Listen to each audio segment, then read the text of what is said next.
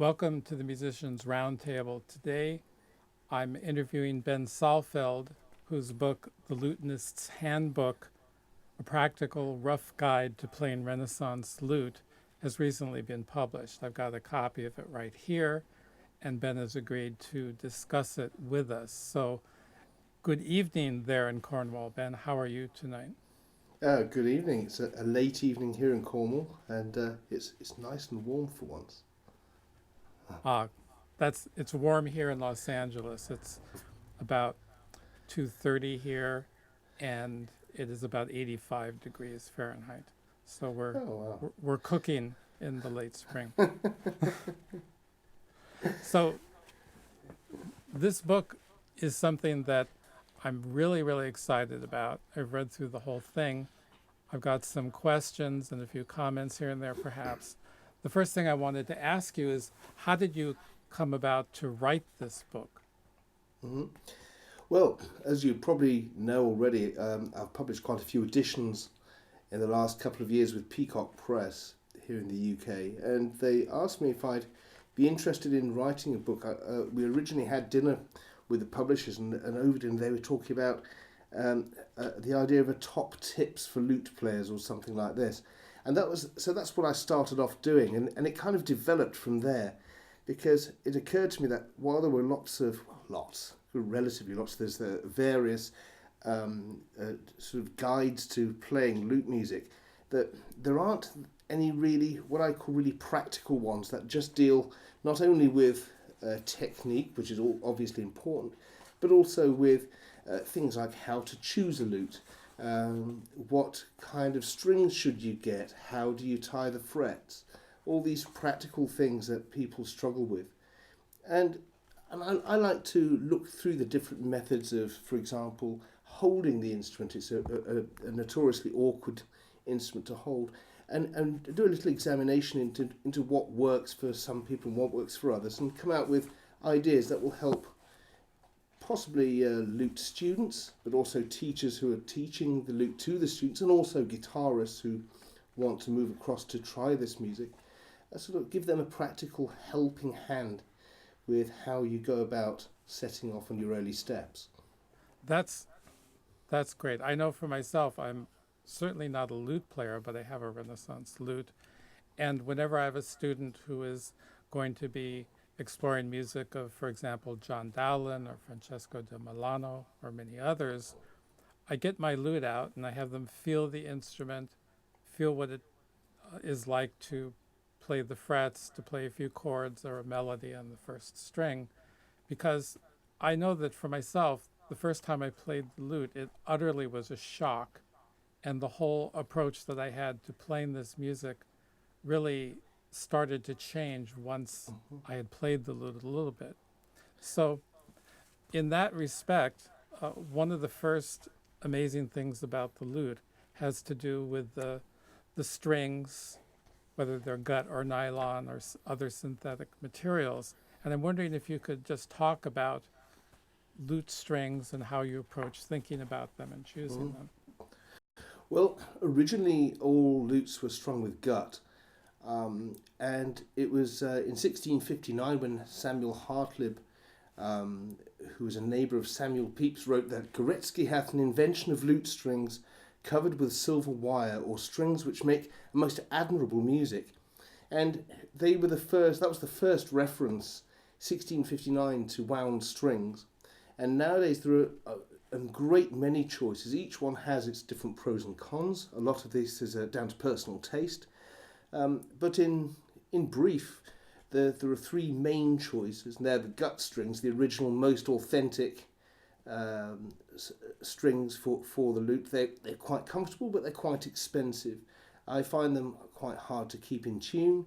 They feel quite chunky to me, and I find that if you're playing concerts in front of 1,000 people, that the sound is quite withdrawn, and they don't amplify well as well, which in the 17th century wasn't a great concern, but I think nowadays is more of a concern. So they are what they are. They're the original string. You can't say they're not a bad string. That's what lutes sounded like in the Renaissance. And then there's the relatively new idea, which started off with Albert Augustin, of nylon strings with metal wound bases, different sorts of metal, and they hold their tuning a bit better. They are really probably quite a lot better than gut strings when there's humidity problems or temperature levels are inconsistent. But I personally don't like the sound of them too much. I find them a bit cold, and I play mainly fluorocarbon strings. There are a variety of polymers that they use now for string making. Mine come from an Italian company. They last a lot longer. They sound really like gut strings in many regards, but they have a little bit of added energy to them. They're great concert strings and they last for a long time. So for me, I tend to use these sort of synthetic strings, which some people might argue is not authentic, but then I've always been known for being pragmatic rather than authentic. I don't think you can always go on authenticity. Well, I think that it's not unfair to say that we actually know directly that musicians have always sought the very best in sound, and whatever they Sure. had access to, they would take advantage of. So as we were saying earlier, if Absolutely, you're absolutely right. I think if they had had the ability to make the synthetic strings in the 1640s or 50s, they would have done so, but they didn't at the time. So we're just going one stage further in our renaissance. yes, so I was going to ask you about the frets because it's the most shocking thing for a guitarist who has fixed metal frets to see that the frets of a lute are tied. They can slide about. I'm wondering if you have a lute where you can kind of show the I'll show you some frets. sliding about frets. Well, maybe not sliding, but just to show how they look. I'll show you, no problem. Here's my 10 course. I haven't played lute in a little while because I've been performing a lot on my lutar, but here you can see that all these frets are tied, and of course they're different gauges going up. And yes, and I'll demonstrate one of the horrors of performance is you're playing along and suddenly you have this happen, and a lot of lutenists have this technique where they can play and move a fret at the same time with the little finger. You know, this is a sort of not unusual thing to. I've done it many times myself. You suddenly think, why didn't I change my frets beforehand? You know, and you're there with bits of blue tack trying to hold them in place, and yeah, it can be problematic. The way around it being problematic, of course, is to keep your frets renewed when they should be. But lutenists are very lazy like that. So I know we're not going to go into it today, but I think in your book there are a set of instructions about how to change and tie frets. And Yes, certainly that would be pretty important for people to figure out. I think how so. to do. There are so many ways. I personally know 7 different ways of tying frets, including the less economic but pretty good double fretted method, which some of my friends, in fact, I believe Dennis Stevens did for years. I don't know if he still does. And a lot of people swear that by double fretting your frets, they last longer and so on. I prefer not to do that, and in the book I show one very simple method that you can tie frets and keep them nice and secure. And of course the other important thing with frets is to get the right diameter of fret for your instrument, and to make sure that your gauging is nice and gentle. And you can have all sorts of problems with frets that are too thick, like buzzing sounds and things like that. So it's nothing to panic about. You can always change your fret. It's not like on a guitar. If you have a buzz caused by a fret on a guitar, you're in big trouble. We don't have that. Now, going back to what you were saying about when you first played on a lute and or first held a lute and you realised that the frets were movable and it shocked you. I was kind of the other way around. When I first saw that close up on a guitar that they didn't have movable frets, I was just incredulous about how they kept their frets in place. As a follow-up to what you were saying, can you explain what you mean by double fretting? Does that mean two winds of? Yeah, having two lots of fret across the top next to each other. This is one technique that some people employ. It uses twice as much fret, so I don't go there. I've always been one of those. I call it economical. Some people say tight people, who thinks that if you're using twice as much fret, it's not a good thing. So So one of the things I wanted to also ask you about, and we're not going to go into it in depth here, just for pretty apparent reasons, but I was very pleased to see under lute tablature yes, the description and illustration of French, Italian, Spanish, and German tablature. One of the things I'm really pleased about in the book is that in just a few pages, I can refresh my memory about tablature and get the basics of it in one easily accessible place. So can you just talk about the lute music that is inscribed in tablature versus written notes and how that affects lute playing? Well, first of all, yes, back to what you said. One of the important practical aspects of this kind of book is not to waffle on for hours and hours so that people can use it as a reference tool. And so we cover the 4 main tablature types in 3 pages. Most classical musicians are familiar with notation, which tells you the sounds that you have to make, but tablature looks at music from a different angle and tells you how to make those sounds, mostly as a sort of diagrammatic representation of courses to be plucked and frets to be stopped. So, except in German tablature, you have a 6-line stave that indicates which courses you're playing on, and little signs, either letters of the alphabet in French stroke English, as I call it, tablature, which refer to the frets that you're playing. In Italian tablature, you turn the whole thing upside down and use numbers. In Spanish tablature, you're using the same way round as French, but with numbers. In Germany, they used a different style of tablature, which was invented by the blind organist Konrad Paumann in the 15th century, which gave every fretted position its own character. So let's proceed on and do some discussion of right hand and then left hand technique. And one of the centuries old preoccupations among guitarists is whether they use nails or use the flesh of the hand. And so I'm Yeah. wondering, from our earlier conversation in the book, I think that a lot of people feel that no one ever used nails until mid 20th century. I'm just kidding about that. The 19th century, of course. But apparently nails were used in the Renaissance. And what is your take on that? I always say that if something is mentioned in a positive or negative way in a Renaissance text, then it means it took place. Whether you agree with it or not is beside the point. The fact that one of the 10 commandments was thou shalt not kill meant people were probably killing each other. And in the same way, using nails, we tend to think in lute music that only the revivalist lutenists in the 50s and 60s, who were predominantly classical guitarists who moved across, played the nail with nails when they were working on lute music. And nowadays, everyone very much looks down on using nails. I don't like the sound of a lot of nail on lutes, but we do know that nails were used by some people in the Renaissance. Before they were reported as being used, but after the quill plectrum had officially died out, there was a report in a letter talking about Francesco di Milano using 2 silver thimbles on his fingers in a lute duet concert.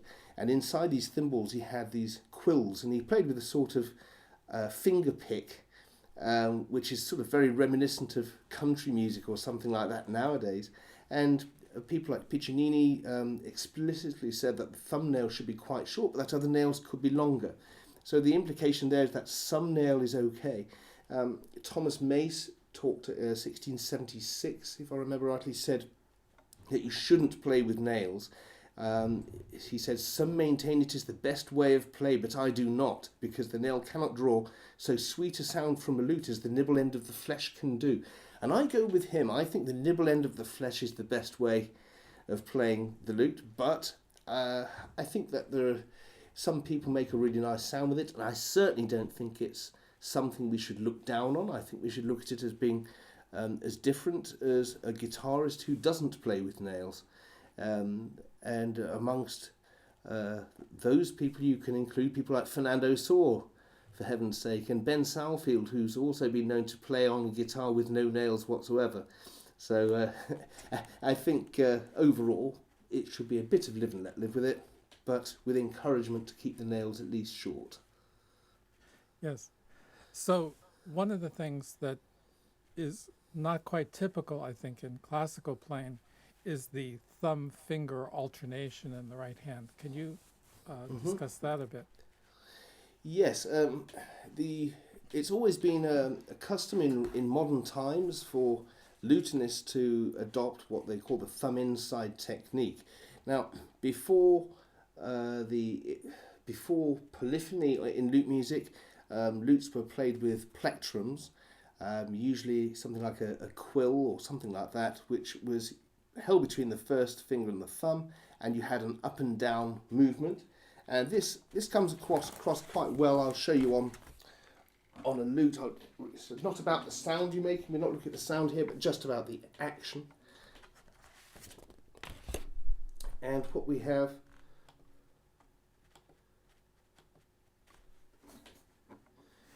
if you can see my thumb here, the thumb movement goes inside the first finger, so that you're plucking down with the thumb and then up with the first finger. Now, to get this accurately, you have to have the arm quite round the back of the instrument. As instruments got bigger, and as the bass became more important to the music, the technique changed and the arm was further over the top. It's hard for me sitting where I am to get a very good thumb inside going on, but it's a little easier to get a thumb outside. And so again, the thumb is going down stroke and the finger's going up stroke, but the thumb is moving on the outside. And this has less of an action from here and more of an action from here. And so it was easier to get to the basses. And then a little while after that, we saw musicians slowly adapting the idea. Again, all of this came from vihuela music, in my opinion. And they started adapting the alternation with second and first fingers. Medio indice alternation on the lute is certainly not guitar style. It's a fact that a lot of lute revivalists were guitarists who again used their similar techniques. But this was something that was used dramatically well, to great effect, by the Spanish vihuela composers and performers in the mid 16th century. And a lot of lute technique, it seems to me, came to the lute from the vihuela, but just 50 years later, and it's almost as if lutenists were either hanging back to see if it worked well and if it was popular, or they were just really slow on the uptake. It's one or the other, but either way, they took a lot of the same techniques but took them a lot later. And my technique comes very much from Miguel de Funlana's ideas, and he described the second-first alternation as in this manner alone resides all perfection, when he was talking about the sound it made. And he died in 1579, which is about 25 years or more before this technique was really ever used in Renaissance lute music. I was wondering about this kind of thing, that how in the world would someone, for instance, in England or France or Germany, get a hold of his book that discussed that? Or how would vihuela technique be transmitted into other areas geographically? Is there any evidence about that? This isn't an area of expertise that I have, but it should be noted that while we originally thought that the Spanish rejected lutes as an instrument, if you like, of the Moorish invader, that there's a certain amount of evidence to show that lutes were being played in Spain in the Renaissance. And Spain and Italy exchanged a lot in terms of artistic stuff, territories, and so on during that time. So there's no doubt that all these techniques would have got around the various players of the day, and that's something that someone was playing in Spain or Italy would have been able to get to the to the other country. And of course, Spain stuck where it is on the end of continental Europe. They would have had to, just as a pure trading link, would have had to have had access through Spain and through France and Germany and so on to get to the rest of Europe. So there must have been plenty of opportunity for people to see other players playing stuff. I don't think they necessarily took the books along. Of course, we don't know for sure, but it seems to me a perfectly valid idea that people might see someone playing in a certain way and like the idea of it and take that on board. That makes total sense, for sure. So, regarding left-hand technique, could you demonstrate some of the basic things, like the basic left-hand position, how the thumb works, a little bit on bar chords and such things? A few of them. Sure. The interesting thing with the left hand is that, then this is one of the things that inspired me to write the book, is that there is very little written, in fact, about what one does with the left hand. And I always wondered why. I don't know if you've any answers to that one, Geoffrey. You're the font of all wisdom. But people always concentrate on right hand technique and they don't think about the left. So to achieve the basic left hand position, you first have to allow your arms, I always do both arms, but first of all the right arm and then the left arm, to hang by your side to relax the muscles.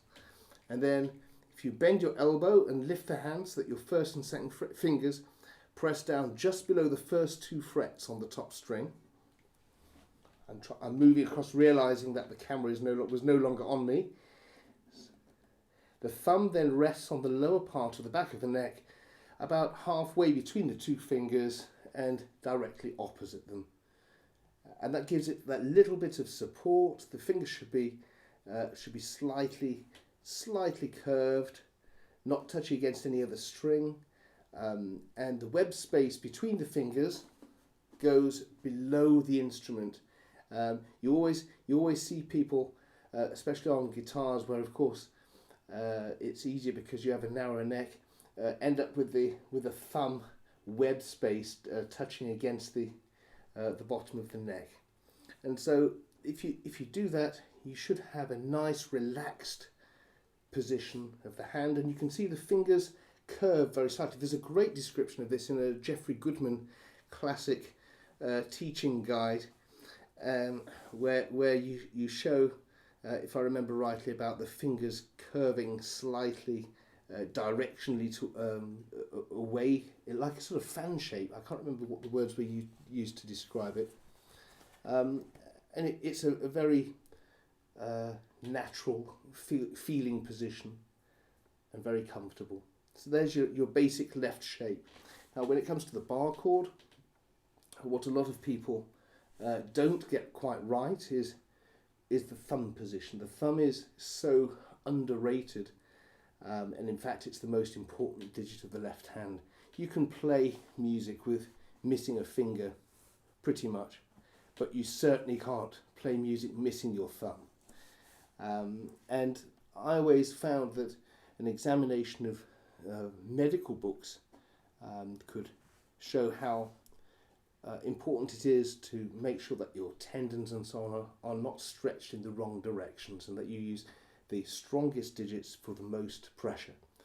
And so what I do is I have in a bar chord, you make sure your first finger is nice and straight, and then the thumb tends to be half a fret up the fretboard from the bar finger, taking around 2/3 of the pressure when you squeeze between the fingertip and the thumb tip. But as again, one of my favourite quoted books of the year is the Geoffrey Goodman Guide. I'm trying to remember the exact. I'm sure I have it here somewhere. My friend Geoffrey Goodman, who taught classical guitar at the University of California for many years, says more often than not, poor results come from lack of leverage. I would have said leverage, but I know you said leverage, rather than lack of strength. And so people make this big mistake, which you highlighted in your book, that they think that you have to press really hard.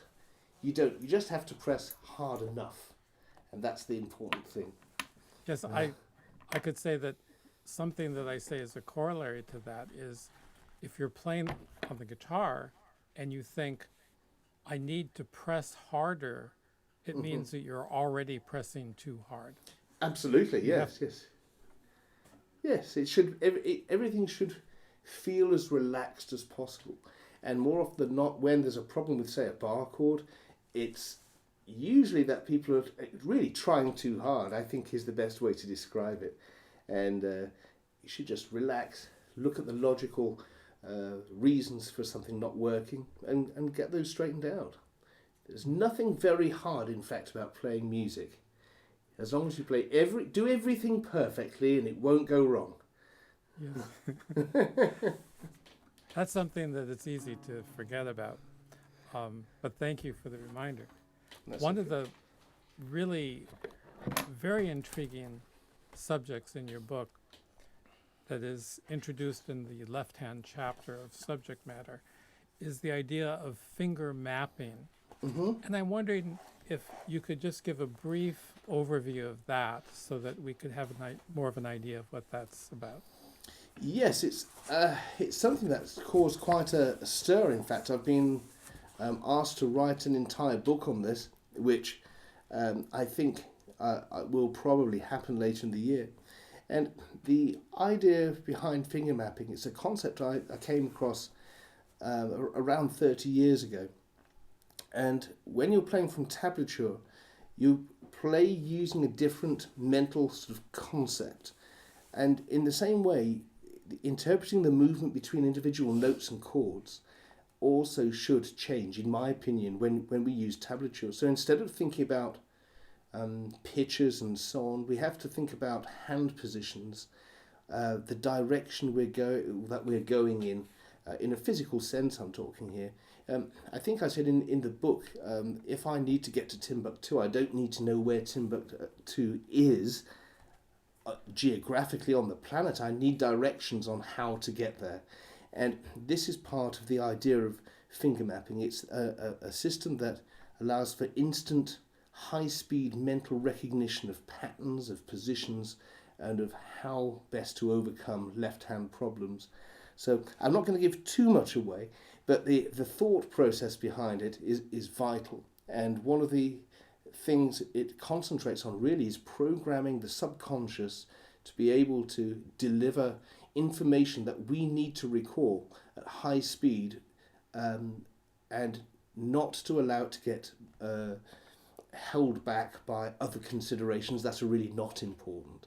So, for example, in finger mapping, you always refer to a particular position in the same way each time. So you don't say talk about the first string, second fret, and then call it the C on 1. You will always refer to it in the same way, whatever that way is. And it's all part of programming the subconscious. But there is going to be a book about this, so I'm not going to go into too many details, or I won't have anything to write about. Well, I think a lot of us are really going to look forward to that. It seems like a profound and very important approach to a lot of things, because the mapping, I believe that the mapping occurs at multiple levels, but all of the maps have to be good. There has to be a good tactile map, and I think that sense of very clear description of the left hand patterns of motion and movement goes along, and it gets connected with the sound mapping, which is understanding how all the sounds work. And then somehow, if we get really lucky, the two come together and we can actually play. Yeah. So we can imagine the sound. But we don't have to be that lucky. We don't have to be that lucky. In fact, a lot of it, just by using the right kind of processes, a lot of it can be steered together so that it just fits nicely. And so I hope that the idea will be something that people will want to start using in teaching. I used it when teaching people with various levels of visual impairment, all the way up to one person who had literally no vision whatsoever, was completely blind, and wanted to learn to play up to sort of a grade 5 level classical guitar. And it meant this, using this method meant that we were able to do that. And there was a lot of visualization, lots of different psychological techniques involved, but it worked. And so that's what the book's going to be about. I remember that, based on what you were saying, I'm remembering a very long time ago, I think it was actually in the 70s or early 80s, I can't remember, the first time I saw David Russell was giving a master class in a Guitar Foundation of America festival that took place in Fullerton, California. And I just stepped in the class, and I still remember one thing that he said about luck. And he said to the group, he said, have you ever noticed that when you give a concert, you never get lucky? He said, you have to. That's an interesting one. He said, yeah, he said, what you do is you prepare in such a deep way that you don't rely on luck. You don't call on the magic process of being lucky to impel your performance. The only kind of luck I've ever had in concerts is bad luck. You know, when strings break, and I once had a fret come off and whiz into an audience right at the end of a Dowden Fantasy.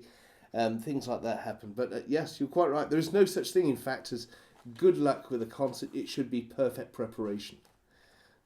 It's a very good motto. That is the goal. Yeah. So, along that line, you have a chapter on practice, which is really 3 pages of the most concise and wonderfully balanced description and guidance that I could imagine. So, in it, you talk about long-term aims, the length of practice, working alone, division of the practice, self-critique, and so forth. And do you want to say perhaps a few words about how you approach practicing and how you teach people about practicing?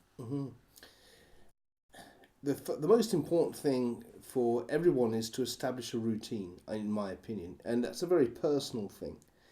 People don't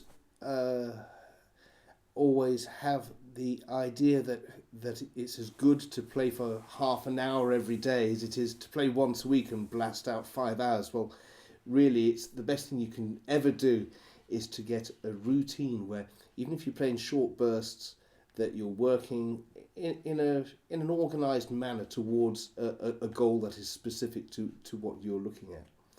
And I think that again, when I wrote this chapter, it was really, I was almost thinking aloud with it. And I remember putting down the long-term aims, because I remember thinking as a header, how much time people devote depends on what they're doing with it. If you're wanting to be a professional player, or if you're wanting to, play in front of your family and friends at the end of next year, they're very different scenarios, and so the amount of time, if you have a busy life, that you can devote to it may be very different. But having a routine is very important. I think most people play best in bursts of up to half an hour. After that, you find that information starts to stops sinking in quite as quickly. I had this expression, I call it Lautenlust, which is the amount of desire you have to play at a particular time. And Lautenlust grows and falls depending on lots of things, how busy your life is, if you split up with your girlfriend, or if you're in the middle of moving house, or you suddenly discovered you're allergic to avocados. All these things will influence how much the lute music and the instrument and your desire to play it are in the forefront of your mind. So if you have as a minimum a daily amount that you will play, and stick to that even when your Lautenlust is very low, you'll find you do an incredibly large amount of practice over the course of a few months. When you work alone, it's harder in some ways, I think a lot harder than working with a teacher. But when you work with a teacher, you're getting the critique from a teacher that is their opinion. And of course, their opinion isn't necessarily right. It can also be just an opinion. But when you work alone, you have to decide on 4 things: realistic goals. You have to decide on any problems that you can see that might stop these goals being achieved. You work out how to overcome these problems, achieve the goal, and begin the process again. And this is fundamental to any kind of learning by yourself. When you divide up practice, it should be in such a way that everything is kept as fresh as possible. If you spend just 2 hours just looking at a particular phrase, for some people it works fine, but for most people, they're not going to achieve anything if they do more than just 10 minutes on something something that seems so sort of mind-blowingly, what's the word? It's not boring, but it's sort of mind-numbing in a way, just to look at a single phrase and try and improve that. Self-critique is vital. Always look at what you're doing and be prepared to pull it apart. Look at what's good and look at what's bad and how you can improve the bad.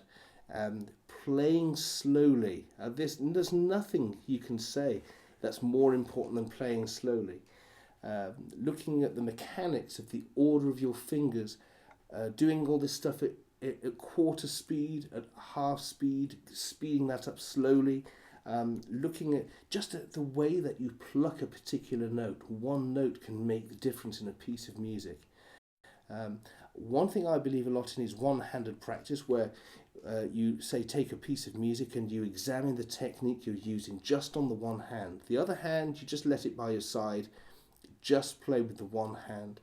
Then you can see if you're on your right hand, are you bring the hand far enough up? Is the thumb position nice when you're going into the next bass down? Are you fighting for position, by which I mean letting your hand get out of position so that when you want to be in the right place, you suddenly have to move first.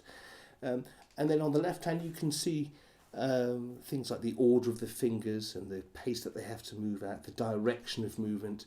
There's a real grace to left hand and right hand movement that people often forget about.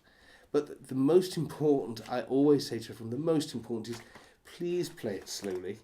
I'd rather hear someone perform a piece slowly compared to how it should be, and perform it beautifully, than to rush through it. People mix up playing and practice. Practice is the hard work you do that gives you then the right to play, in my eyes. It means that when you play the music, it will sound like music, not just notes.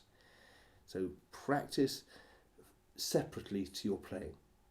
There you go. That's a 10-second description for you.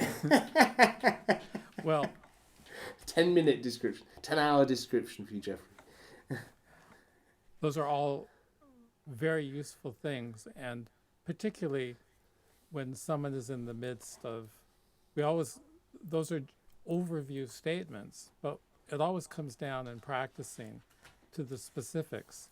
Sure. And what you are saying and the guidance that you're offering allows your mind and your whole self to get involved in all of those minutiae of details and to study and to integrate them, so that, as you were saying earlier, that when you play, it's relaxed, it's natural, and the flow of the imagination that you have in your mind is transmitted into the instrumental technique. Otherwise, Yes, you you're may quite be right. imagining something just wonderfully, but if you're messing up in the playing physically, then people who are listening are not going to really know what's happening.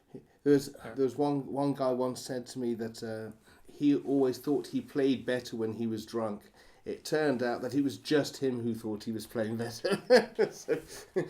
And the 2 things I probably tell students more than any other are to play more slowly and to look at the tiny details. Tiny details make up the bigger picture. If you do like one of those 5,000 piece jigsaws and there's one piece missing at the end, you don't have the full jigsaw. And that's what you're looking for every time, is the full jigsaw. I yeah, I completely agree with that. And I have so many 5,000 piece jigsaw puzzles, and there are pieces that just seem to be elusive for years or decades at a time. But I will still look for them until I find every single one. You do that, Jeffrey. I'm expecting photographic evidence. You're on your hands and knees in your loft looking for your pieces of jigsaw. I have I have a floor covered with those pieces from all kinds of sources. So, in the remaining part of the book, you cover some discussions about performance and some of your early years in the lute and studying the lute. And I do recommend that people look into that. Also, there'll be many people waiting the emergence and publication of your book on finger mapping. I think that's going to cause a lot of interest and speculation among many as to how that works, and people will then have a chance to study it and apply it to what they're doing. So again, thanks so much for getting together with me today, and for the people who will be viewing this video that we share through the Musicians Roundtable about your book. Thank you, Jeffrey. Very enjoyable.